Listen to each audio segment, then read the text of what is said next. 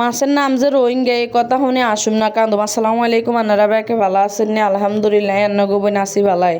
তো সকালবেলা নাস্তা খাই চলি আইসি রান্দাবার টুকুর করি। আজ চুলাত আগুন দিছি, যেহেতু গ্রামের বাড়ি হাতালতা বাড়ি ঘর দুয়ার হুড়ি গেছে।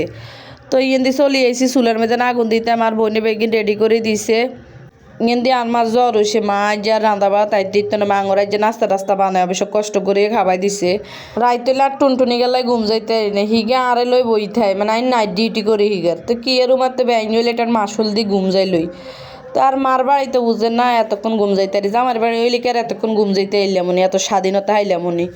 যাক মার কাছে একেবারে ভালা করে ঘুম বেগেন হুড়ে লই। আচ্ছা যাক হিয়ারে ছড়াই দিছি এন্দি রোহিঙ্গা মাছ, মানে যে এই মাছ জীবনে খাই ন, এই মাছের কথা শুনলেও আসি এবার এটা বলে রোহিঙ্গা মাছ আবার রোহিঙ্গা এই কথা শুনছি না জীবনে।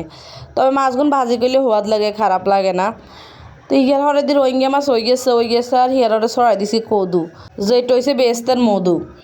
আবার কদুরে ময় মশলা দি বাবুরে ছড়াই টড়াই না, আর কাছে লাইনকি ময় মশলা দি ছড়াইলে ভাল লাগে না, একখানা তেল কদুরে ভাগার করে দি হিয়ারে ছড়াই দি ছড়াই দি টুকুর করি। আবার সেদিনকে রাতকে যে কেক কাটছিলাম, কেক কদু রয়ে গেছে ফ্রিজে, আনি আর টুনটুনি করে দিছি। দেন ঘরে আবার কদু কিনা কেন লাড়ি ছাড়ি দিছি, নইলে তো বুঝে না হ্যাঁ যে কিনা আবার হুড়ি যাব। শুধু কদু দিনে লগে কিন্তু আবার ওগা মূলও আছিল হেতারাও দিছি, আবার ওগা গাজর আছিল হিগেরও দিছি। মানে আজ যাবে এক রান্দা লাড়বা খিচুড়ির মতন হয়ে যায় আর বুঝিনি। বেগিনের লগে একটা দিয়ে লাইছি, একসাথে বেগিনের স্বাদ লই মারি। তো কদু গিনটা আগে তেলের মধ্যে একখানা লাড়ি ছাড়ি লইছি, হিগার হরে দিয়ে আবার হলুদ মরিচ ময় মশলা মানে যা দেয় দরকার তা দিয়ে দিছি। তবে একটা দিনও মরিচ গিয়ে দিনও আর গুঁড়া মরিচ দিনও কদুর মধ্যে আবার আর কাছে গুঁড়া মরিচ দিতে ভালো লাগে না, কদুটা একটু মিষ্টি হয়, গুঁড়া মরিচ দিলে কি আর কদু খায়। কাঁচা মরিচ দিয়ে মারি, কিন্তু আবার কাঁচা মরিচ আর টমেটো দিয়ে দিছি। এবার ইগিনটে বেগিনটে লাড়ি ছাড়ি দিই হিগার হরে ডাকনা দিয়ে যাই মারি, হিগার হরে দিয়ে আবার তেলাপিয়া মাছ দিই মারি। তেলাপিয়া মাছ আগে দিয়ে ভাজি করে রাখছি, হিগার হরে দিই লাড়ি ছাড়ি হেলাইম। এক হাঁডু হানি দিছি আর কদুর মধ্যে না কেন হানি গেঞ্জি নদিলে ভাল লাগেনি কর না, যদিও হুয়ে যায়। তো কি করে না যে কদু একখানা মাতলা নইলে খাই কেন কর না, ডাইলের মতন এটা খাইতে হয়তো।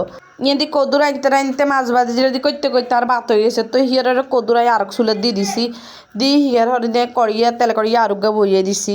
রান্না বাড়া বেশি তো বুঝি তো দেরি হয়ে যাইবর। হিয়ার হরে দিছি ইয়েদি বইয়ে দিছি, এর গনিয়া কিয়ে বইয়েছে ও কদু হয়ে গেছে, কদু নামালাইছি।